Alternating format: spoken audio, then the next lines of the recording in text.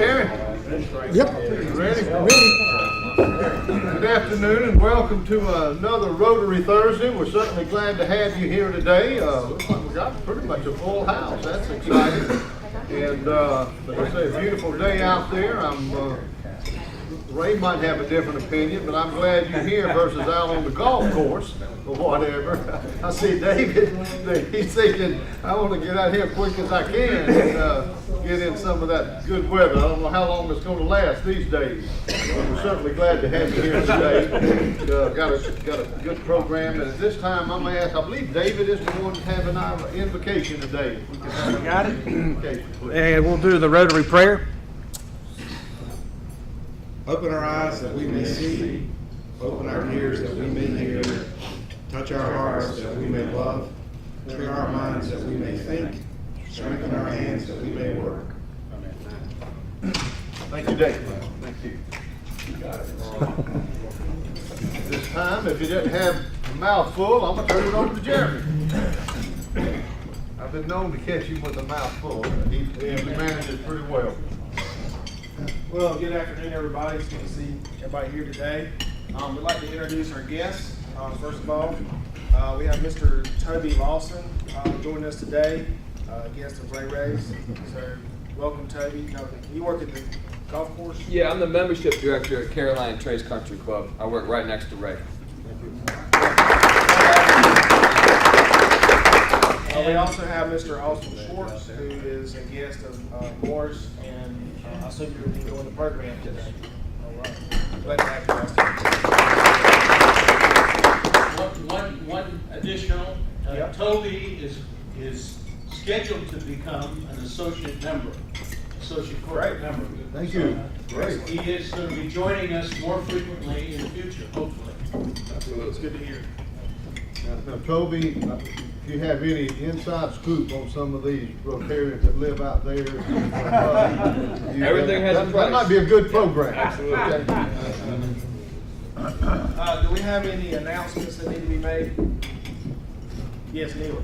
Okay, once again, March 9th at the Lions Clubhouse at the Lee County Fairgrounds, we are having our Rise Up Against Hunger event. We're going to try to package 34,000 meals this year.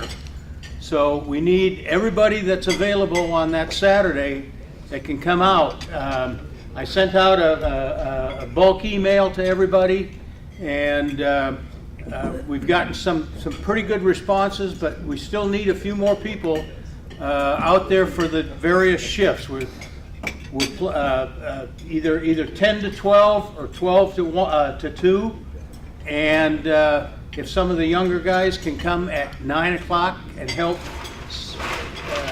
Van and I and his brother unload the truck, that would be very, very appreciated. I know Mike Steck said he would be there early. I hope.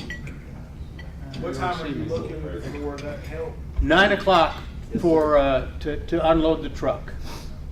So please, if you're available that Saturday for a couple hours, come on out. It's a lot of fun. Absolutely. That's the only thing I want to say, Neil, is you said we're going to try to. We are. Yeah, right on. We are. We're going to do it. Yeah. Thank you. That's right. That's right. Any other announcements? It's a big How about brags? Do we have any brags today? I feel like bragging. Because everybody's eating. Nobody has anything to brag about. Somebody come up with something, at least one. I don't think we've ever had a. How about Brad on sunshine? There we go. I'm $1 for the sunshine. That sounds good. All right, well, cost me $1. Oh, well. I have to, Jim, hold up. I've been picked a couple of 3 times. Somebody asked me if I found a really special beer on the boat.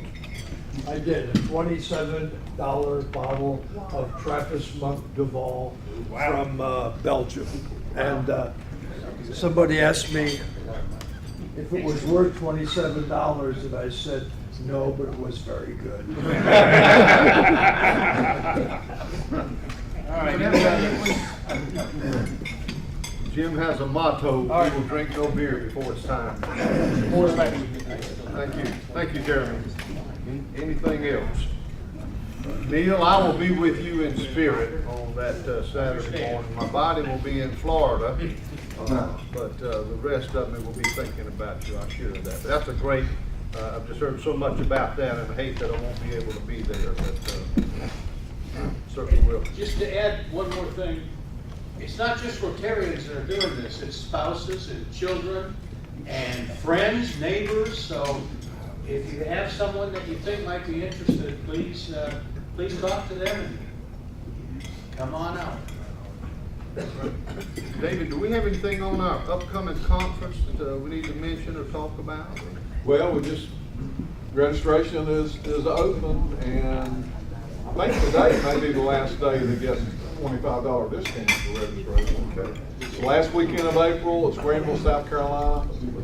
So, I don't know, is anyone in the club registered yet? I haven't yet. I'm thinking about going. Okay. Are you going to try to go, or have you? I don't know yet. I've got to finalize that. But anyway, you can go, Debbie's registered. Okay, great. you should have gotten an email with a link if you're interested in registering, or you can go to the district website and follow a link. Yeah, if you've never been to one, they're good to go to. Absolutely. They have great speakers and, This is the last day for the discount. Tomorrow the rate goes up. I registered today. we'll get paper mine register me too. Great. Okay, thank you very much. Saved enough for I'll be away for the next 2 weeks. John has agreed to fill in for me next week for our program. We'll have cybersecurity part 2. As I said the last time when he was here before, he said he's never had as many questions in a presentation he gave, and that says that y'all were all interested in that. And then the following week, I'm working on someone from the Sheriff's Department in the forensics area come and talk about what they do and how important a role that is in today's crime fighting and things like that. So should have 2 pretty good programs coming up, and then of course we'll have a break, and I've asked Bob Hughes with the airport group, and he'll come in and maybe tell us a little bit about what's going on out there and how the airport's grown and things like that. So I believe we'll have a pretty good lineup of programs for the for March. Anything else before I introduce myself? Oh, excuse me. Yeah, 2 things. Terry wants to give a video, and today, once we finish with the pledge, please don't rush off. We want to grab everyone together, maybe over by the 4-way test banner, and do a kind of a video talking to Bud and thanking him and things like that. Terry will do the filming real quick like, but if you will, don't rush out the door. Thank you, Terry. Come on in. Oh, yeah, come on. Come on right here. Women, party women. Let's get somebody to get some people on this one. This is the year for women. Okay. Yeah, let's shift it this way just a little bit. One step. One step. Yeah, one step to the right. Yeah, one step One to the step right. to the right. Oh, we're gonna do line Johnson. I love it. You put all this on YouTube, we're gonna be after Okay, that's it, huh? Yep, you Is good. that a tape? Good. That's a Okay. tape. You did tape? Good morning. I'm Morris McClellan, president of Jonesboro Rotary Club. It's Thursday, February 21st is Rotary Day, but normally we're at the Flame for lunch. But today we're at Christian United Outreach Center, and we're doing a Backpack Buddies service project. And it's a great thing to do. We get here, and it was on-the-job training. The 2 most important things that you have to learn is read the numbers, how many to put in the bag, and be sure you continue to go clockwise. So if you can do that, you can come out and help us at this anytime. We'd love to have you. But it's a great event, and it's a part of our Rotary effort from our club for RUSH, which we call Rotary United to Stop Hunger. And so it's a fun thing to do, and we're glad to do it. As you can see, we have a good many participations, and it's never dull or quiet here, especially the day after a Carolina Duke game. And so all the folks that are talking and smiling you can tell that's the Carolina fans, and the Dukes are pretty quiet right these days, but it's a great thing, and we enjoy doing it. And every one Thursday out of each month, we do something different as opposed to meeting at the Flame for lunch and having a speaker. And we found out that that's worked quite well. So come on and join in and get a bag and get in line with us, okay? He's the top prospect in the whole league. Yeah, he's on that. He's a freshman. Well, that's right. That's one and done. Let me tell you, be sure and go see the performance at the Bowling, temple. bowling? It is one of Oh, is the it awesome? funniest that you will ever want to see. Peggy, the German lady? Oh my God. I'd like to see it. Oh yeah. Oh, it is something. Yeah. It's everything except for striptease on stage. Oh, well, It's one of those. now I have my attention. You will like it. Boing Boing, this new production. Temple. We're going tomorrow night. Was it good? Risque? How are you? Yeah, I'm good. But it's funny. And yeah, I know Well, the people pretty that run good, it, pretty good. I but that doesn't matter. Oh, consult. Yeah, Almost as good as the real thing, right? until then, I hope it's a lot better than the real thing. but it's. Had them before, so. My first one, yeah, whatever, you have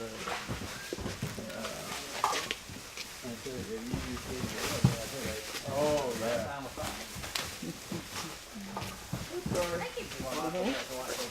New stuff, that protocol is good.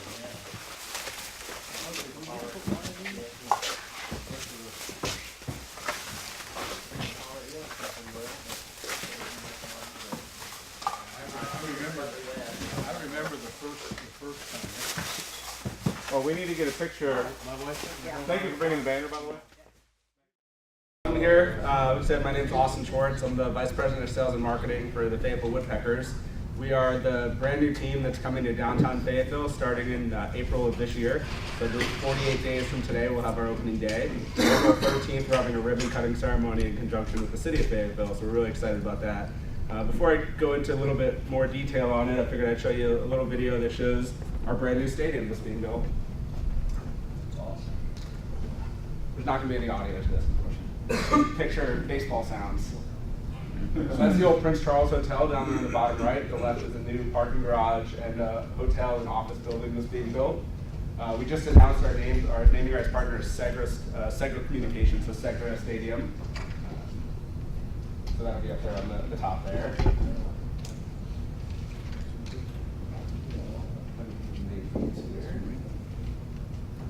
So we hold about 5,300 people for baseball. We can do 11,000 people for concerts at the stadium.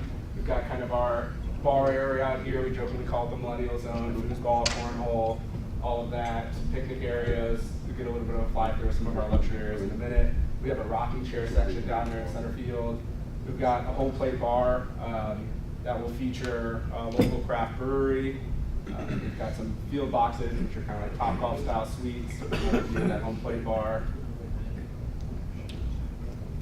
Who owns the stadium? So it's being built by the city of Fayetteville. We have a 30-year lease with the city to operate the stadium. That looks awesome. The bar area, we have a naming partner for this that we'll be announcing relatively soon. We're really excited. It's actually be open on non-game days as well. We have our kids zone, which is going to be a public park year round. We've got our berm area, which is kind of like a family seating area with our bullpens right in front of it. Really major league style bullpens, you can see, not kind of thrown on the sides as you see in a lot of minor league parks. This will be the view from that area over there.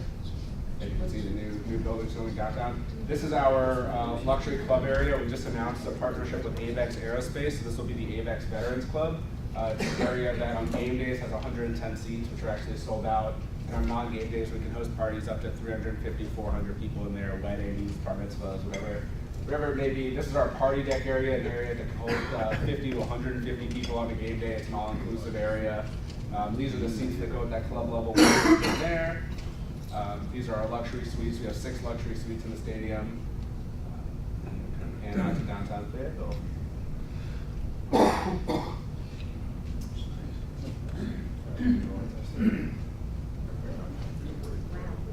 Yeah, so we are the high A affiliate of the Houston Astros. We're owned by the Houston Astros. I'm technically a Houston Astros employee, but I'm based here in Fayetteville. Live not far away from the stadium. Really excited to be here. I moved here from Chicago in July to be a part of this team. It's been really incredible so far. We have close to 1,700 season ticket holders. Our sponsorships, like I said, our naming right partner has made a commitment not just to our team, but also to the city of Fayetteville. They're going to be installing thousands of meters of fiber optics cable downtown, making downtown Fayetteville one of the most connected cities in all of North Carolina and the country in terms of the broadband speeds that businesses will be able to get downtown. You may not be familiar with Segra. They are the creation of a partnership between Lumos Networks and Spirit Communications that merged together and created Segra. Part of the sponsorship money itself, half of it actually goes into a fund that will be used to upkeep the stadium as well as some of our tickets. So the annual upkeep of the stadium is actually money that the stadium itself generates throughout the year. We have a partnership that we're going to be announcing next week, Community Foundation, that's specifically going to look to support youth sports in the military in the city of Fayetteville. That's something where actually a portion of our partnership money, a portion of our sponsorship money goes into a 501c3 charity that will only be used for that. We're working with the city of Fayetteville. We're about to put in a new scoreboard at the special needs baseball fields, as well as do things to give uniforms out to kids all over the city. So we're really excited about that. Other things in the stadium, we've got lots of great ways to do fundraising within the stadium. Our concessionaire, Pro Sports Catering, is a division of Levy Group, and they have actually partnered with a lot of charities to actually run the stands, and a lot of that money will go back to those charities themselves. As well as different ways in terms of ticket sales and things like that, where groups can come in, working with Little League groups, working with churches, working with different organizations to come up with creative and fun ways to do that. We're working to put together a youth baseball camp that'll happen this year within our stadium. We've kind of been right on. We've been challenged by the city to have events there, not only the 70 baseball games we have a season, but we want to do another 100 or so events a year. So that could be military hail and farewells. That could be, we have the North Carolina Defense Business Association is actually doing their statewide conference there. The Visitor Bureau is working on bringing in the statewide Visitor Bureau conference to our stadium, because we can really do things that haven't really been possible in Fayetteville in terms of the space that we have. Like I said, we can host up to 11,000 people for a concert. We're working on bringing in a pretty big name this year to do a concert within the stadium, as well as a number of kind of smaller shows. Who coordinates all those events? What's that? Who coordinates all those events? Me. You're the guy. My team coordinates those events. So we have, the city gets 10 events a year that they're allowed to host, and everything beyond that is us. So the city is working on doing like a jazz festival there and a couple other events like that. But concerts, music festivals, cornhole tournaments, softball tournaments, that's us. That's stuff that we're working on. We actually have a couple Christmas parties already booked for big organizations in town that have said, finally we have a place to do that big kind of like nice Christmas party that a lot of them have been doing party buses up to Raleigh or party buses to Wilmington because they don't really have that venue available. So we're really excited for that. We actually had 2 booked before we even had pictures of the space yet. So it was pretty cool to see that. So. What's your parking situation? So the parking is run by the city of Fayetteville. Actually the number one question we get is where are people going to park? I think people in Fayetteville are somewhat used to parking, like you go to a restaurant, you park right in front of it. Obviously that's not going to happen at a downtown stadium, but there are 4,300 parking spaces within a half a mile of the stadium. So we're not talking, and I think it's something like 2,100 spaces within a quarter mile of the stadium. So there are a lot of spaces. It just won't be like you pull up right up front and you go in and park. But the city is working on that. The parking garage will have some ADA spaces. It won't be general parking just because there's a hotel and an office building going in there as well. There's 492 spaces in that garage, and some of them will be partitioned off. So there will be a slight walk, and like I moved here from Chicago, I went to a lot of games at Wrigley. When you go to a game at Wrigley, you're walking an hour. It's not going to be that, but it's going to be a little bit of a learning curve as far as that goes. But there are plenty of spots. Dogwood Festival brings 100,000 people downtown on a Saturday. Our biggest event is 11,000 people, so we think it'll be doable. But certainly something that we're working with the city to address. What classification is the team? So we're high A. So we are guys who've been in the organization for a couple of years. So we're not the guys that are just fresh out of high school, or we have a lot of players from Latin America, not their first stop. The cool thing about that is that all of the star players that you will see on the Houston Astros all will played at our level. Some take a little bit longer to get there, but for example, the last 2 years we've been playing at Buies Creek as the stadium's been built. 4 players that played on Buies Creek last year played for the Houston Astros this year. So it is a very quick transition. And if you look at the guys who won the World Series 2 years ago, Carlos Correa, Alex Bregman, Dallas Keuchel, like these guys all came up through our level. So you really are seeing, you'll see a guy that's like, I saw him hit 3 home runs at a game and now he's on the cover of ESPN magazine. So it's really exciting, the type of guys that will come in through the system. And Houston's got, right now, it's ranked either the first or the second best farm system in baseball. So you'll see a lot of superstars, not only that will play for Houston eventually, but will play for everywhere as Houston makes trades. It's high A, triple A. High A, so it goes high A, double A, triple A. So we're the same as the Mudcats in Zebulon and not the Durham Bulls. But our game day experience will feel a lot more like a Durham Bulls game than it does a Mudcat game. Not to disparage that. Who did come up with the mascot? So the mascot was done. There were surveys, there were fan votes. There was a lot of research done, a lot of names that people wanted, so things like Iron Mike and stuff. There were questions of copyrights, this kind of thing. It needs to be something that we could protect and something that wasn't already copyrighted. So that's kind of woodpeckers came in. Obviously, the connection to Fort Bragg, we're the second largest woodpecker population in the world here. The red-cocked woodpecker, which is the one that we're actually kind of looked at. If anybody has spent time on Fort Bragg or the communities knows that they can be a bit of a nuisance, and that's kind of our thing. We want to be a thorn in the side of all the other teams, so certainly something. And we made it fierce, I think, so it was definitely something. We also we get a lot of questions of why isn't it just a military name? Why aren't you the commanders, the generals? And we recognize Fort Bragg is incredibly important to this community, but it's not the whole community. So we wanted our name to be something more general, but we will have a lot of connections with the military within our stadium. Our mascot, which we haven't released yet, is named after a general that was at Fort Bragg. We've got lots of other connections, some of our concession stands. So we've taken all of our concession stands. Like I said, we're working with a company that specializes in this, but we actually took it a step further, and all of them are going to be unique to either the city of Fayetteville, Fort Bragg, or the Houston Astros in terms of the name and the offerings they have at them. So truly everything, I like to use the word intentionality. I think you go to a lot of events and it's just things are kind of random and you're like, why is that there? Versus when you go to Disney World and you think about it, like every trash can placement, every piece of grass, every music that's played is an intentional decision. That's what I've challenged my team to do, is everything from our promotions to our marketing to every little aspect that you encounter will be thought out of why did we do it that way. And that's where I say when it'll feel a little bit more like a Bulls game than a Zebulon game, that's where that comes in, is that we're taking the approach that even though we are a single A team, we're taking the approach as if we are the Houston Astros or we are the New York Yankees, where it's everything is intentional. So that's something that's been very important to us. Who are your opponents? So we're in the Carolina Leagues. We have Zebulon, we have the Down East Wood Ducks, the Myrtle Beach Pelicans. What are their affiliations? So we've got the Chicago White Sox in Carolina. We've got we have the Chicago White Sox. We have the Phillies. We have the Salem Red Sox. We have the Brewers. I believe we have a Dodgers affiliate. It's kind of spread out all around the league. I don't know all the affiliations, unfortunately, but How far do they travel? so we go from Delaware to South Carolina, mostly in North and South Carolina, but we do have a couple teams that spread out a little bit more than that. Is the park being built so that it's scalable, so that you could go up to AA and AAA? Not really.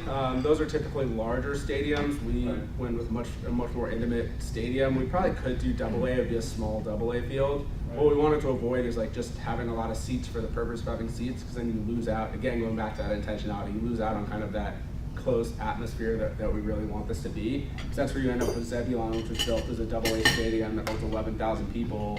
That's now a single A stadium, and it kind of creates this weird environment. So I think we will stay single A. Like I said, we signed a 30-year lease here, but we're confident that the quality of the play will be very strong here, given our farm system.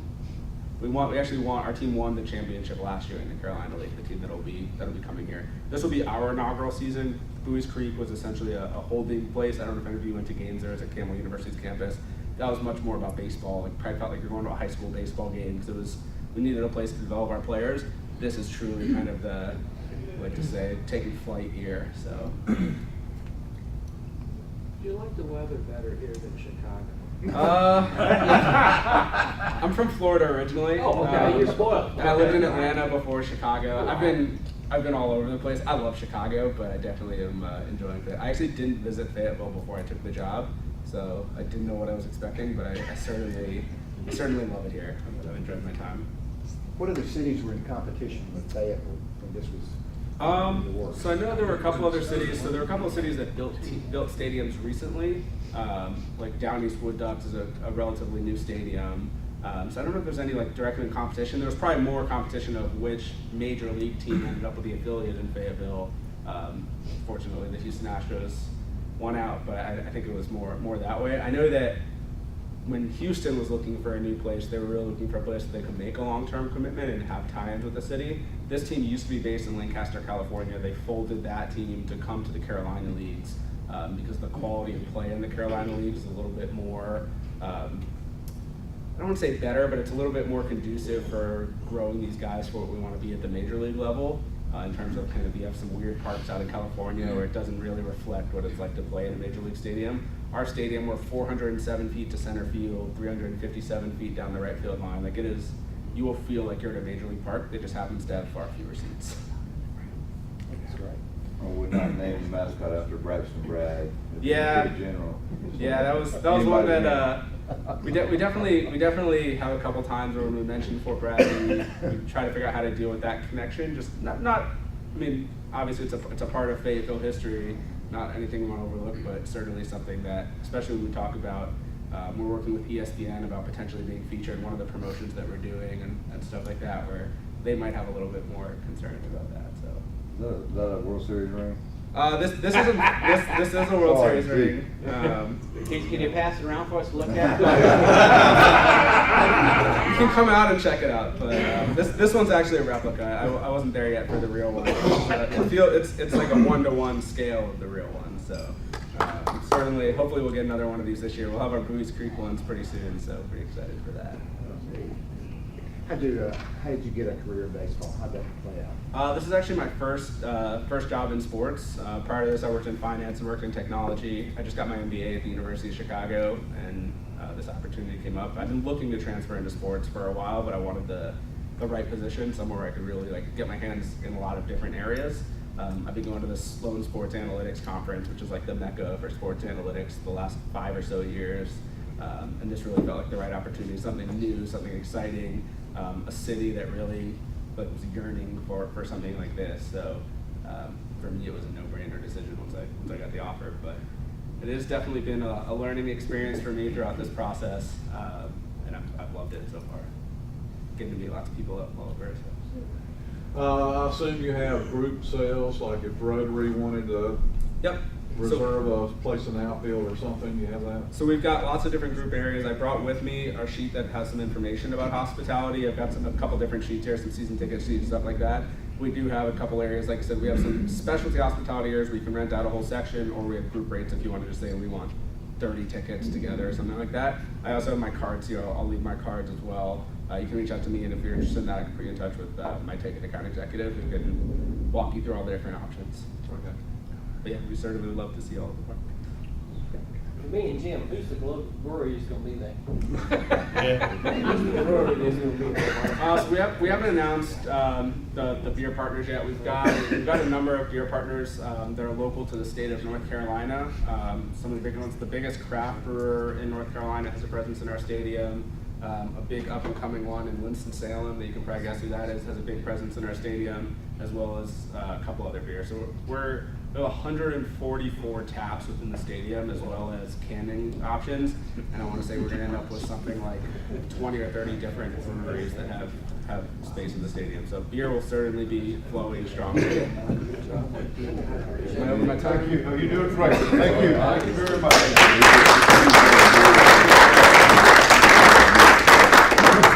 I'm always amazed when I go to a Durham Bulls game. Usually the first 3 innings pretty quiet. The beer starts kicking in. By about the 8th inning, it's a rowdy place there. might have the same success here. But thank you very much, Austin, for that, and we certainly will plan on getting together and taking a group down there a time or two. I think that'll be a great outing for us. And I appreciate that. Go ahead and leave some flyers here for you. Great, thank you very much. Anything else come before the Rotary? If not, then I'll ask Van if he'll come up. We got a special treat today. Today, we raised $80 for the Polio Plus campaign, $40 to the winner, $40 for the campaign. Would you draw us out a winning ticket, Austin?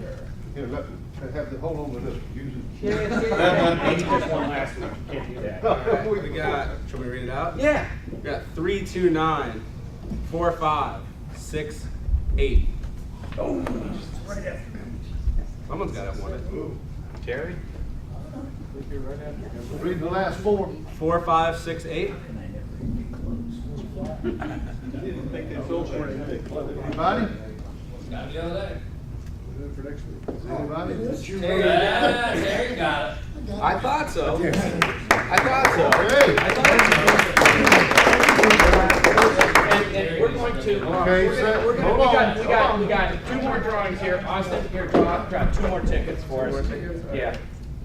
Just read the last 4 numbers. The last 4. These are for the Rotary coffee cups. These are killer. Look at that. Compliments of Jim. Haven't even been used yet. These are brand spanking new. We have the first one is 4591. 4591. How would you mean? Okay, Debbie. Very deserving. And the second one is 4601. Oh, you have to draw it I got up. 0. That's my number. That's his. All right, one more. Draw one more. All right. I'm gonna start sitting there. 4512. 4512. Thank you, Jim. Jim gives a lot of presentations for Shelter Box, and they usually present him with something like that. And I said he has a cupboard full, and so he donated them. Thank you very much. What's our numbers up to, Jim? 671, thank you, ladies and gentlemen. Keep up the good work. An FYI, April the 6th, there is a Family of Rotary Night for the district at the Grasshoppers, which happens to be in the High A League that we have discussed. All right, my young friend, come over here and drag a card for me forward. What am I pulling for here? $100. $100. That's a good one. Yes, that's a good number. Okay. And this goes to Karen Mitchum. Woo! Woo! That's my sister-in-law.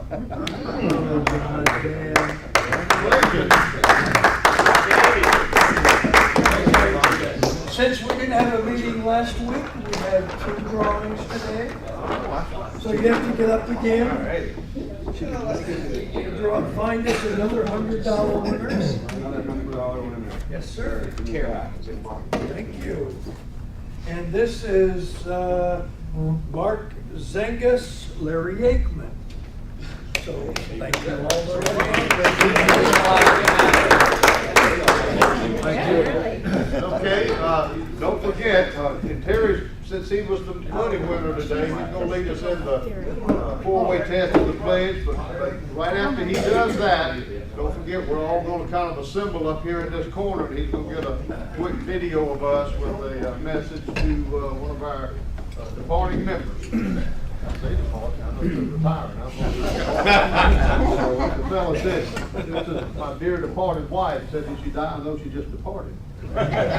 Anyway, go ahead, Terry. Okay, 4-way test, the thing we say in the. Is the truth, is the spirit all concerned, will build goodwill and better friendships, will be beneficial to all concerned. I pledge allegiance to the flag of the United States of America, and to the republic for which it stands, one nation under God, indivisible, with liberty and justice for all. Gather up front. section I've ever done. It's like 7 months.